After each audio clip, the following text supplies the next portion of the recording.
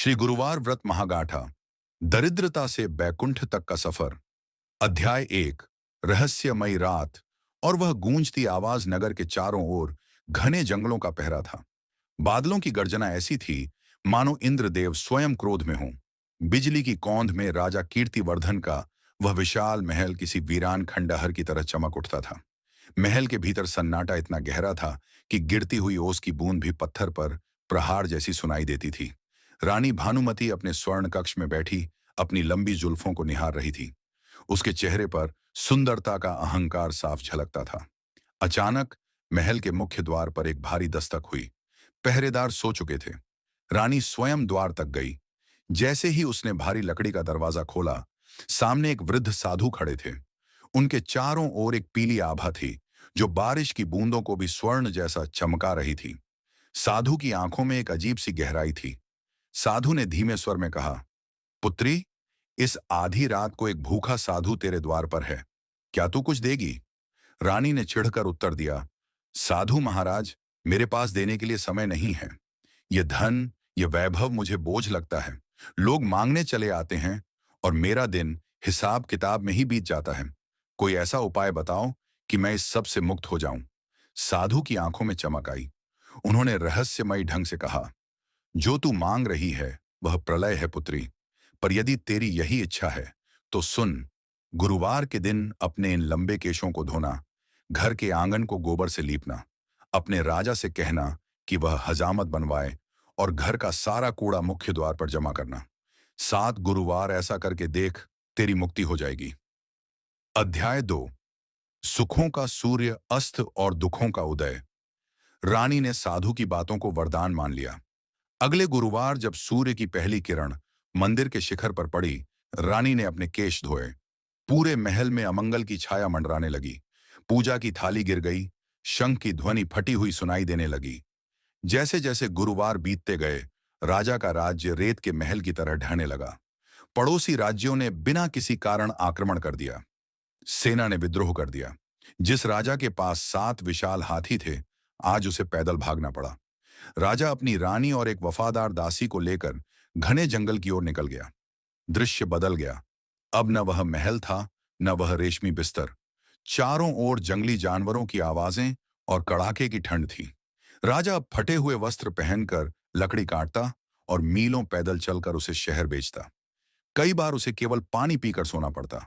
रानी का वह रूप जिस पर उसे गर्व था, अब धूल और राख से ढका रहता था। अध्याय 3। दासी की पुकार और बृहस्पति देव की परीक्षा। भूख की आग सबसे भयानक होती है। जब राजा की दासी ने देखा कि उसकी मालकिन और राजा 3 दिनों से भूखे हैं, तो वह रो पड़ी। रानी ने उससे कहा, पास के नगर में मेरी बहन रहती है। वह बड़ी दानी है। तू वहां जा और उसके चरणों में गिरकर कुछ अनाज मांग ला। दासी वहां पहुंची। मंदिर की घंटियां बज रही थीं। रानी की बहन भगवान विष्णु की कथा सुन रही थी। दासी द्वार पर चिल्लाती रही, मैया, मेरी मालकिन भूखी है, कुछ दे दो। पर बहन कथा के नियम में बंधी थी। वह नहीं उठी। दासी को लगा कि गरीबी ने उसके खून के रिश्तों को भी पत्थर बना दिया है। वह विलाप करती हुई जंगल की ओर लौटी। रास्ते में एक पीपल का वृक्ष था जिसके नीचे वही साधु महाराज बैठे थे। दासी उनके चरणों में गिर गई। हे महात्मन, मेरी रक्षा करें। साधु ने करुणा से कहा, बेटी, तेरी मालकिन ने तो लक्ष्मी का अपमान किया था, पर तूने नहीं। तू कल गुरुवार का व्रत कर।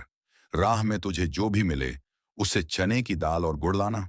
भगवान विष्णु की इस कथा को पूरे गांव में सुनाना। अध्याय 4। चमत्कार का आरंभ। सोने की कुल्हाड़ी। अगले दिन दासी जब शहर जा रही थी, उसे रास्ते में एक स्वर्ण मुद्रा मिली। उसने श्रद्धा से चने की दाल और गुड़ खरीदा। उसने और रानी ने कुटिया के पास एक छोटे से पत्थर को भगवान का रूप मानकर पूजा की। कथा के स्वर जैसे ही जंगल में गूंजे, वातावरण बदल गया। फूलों की वर्षा होने लगी। उसी समय राजा दूर जंगल में एक सूखा पेड़ काट रहा था।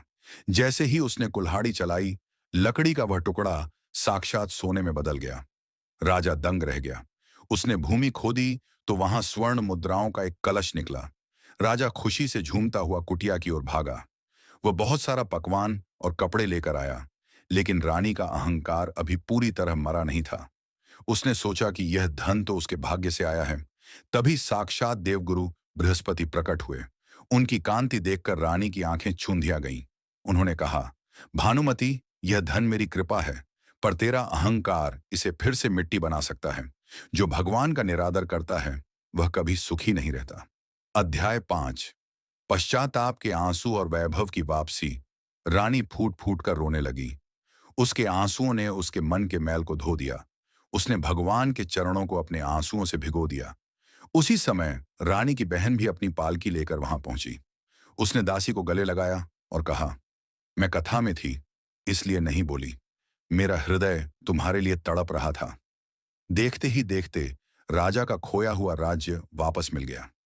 जिस राजा ने आक्रमण किया था उसने स्वयं आकर क्षमा मांगी।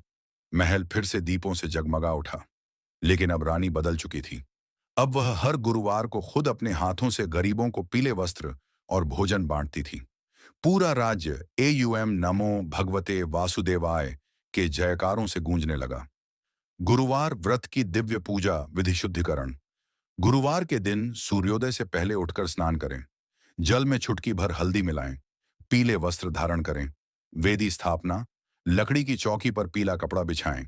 भगवान विष्णु और बृहस्पति देव गुरु की प्रतिमा स्थापित करें। कलश पूजन। एक लोटे में जल भरें। उसमें हल्दी, चने की दाल और गुड़ का एक टुकड़ा डालें। यह कलश साक्षात गुरु का प्रतीक है। केला पूजन। यदि घर में केले का वृक्ष हो तो उसकी जड़ में जल अर्पित करें। वहां घी का दीपक जलाएं और बृहस्पतये नमः का जाप करें। कथा श्रवण। हाथ में चने की दाल और गुड़ लेकर पूरी श्रद्धा से कथा सुनें या पढ़ें। कथा के बीच में उठना वर्जित है। प्रसाद। चने की दाल और गुड़ का भोग लगाएं। स्वयं भी बिना नमक का पीला भोजन, बेसन का हलवा या पीले चावल ग्रहण करें। गुरुवार व्रत के कठोर नियम। वर्जित कार्य। इस दिन घर में पोंछा न लगाएं, सिर न धोएं। कपड़े और साबुन का प्रयोग वर्जित है। पुरुषों को दाढ़ी या बाल नहीं कटवाने चाहिए। भोजन। इस दिन केले का फल खाना महापाप माना गया है, क्योंकि हम वृक्ष की पूजा करते हैं। नमक का त्याग करें। आचरण। किसी की निंदा ना करें। क्रोध से बचें। जितना संभव हो पीले रंग की वस्तुओं का दान करें। बृहस्पति देव की आरती। जय बृहस्पति देवा, जय बृहस्पति देवा। छिन छिन भोग लगाऊं, कदली फल मेवा। दौन तुम पूर्ण परमात्मा, तुम अंतर्यामी। जगत पिता जगदीश्वर, तुम सबके स्वामी।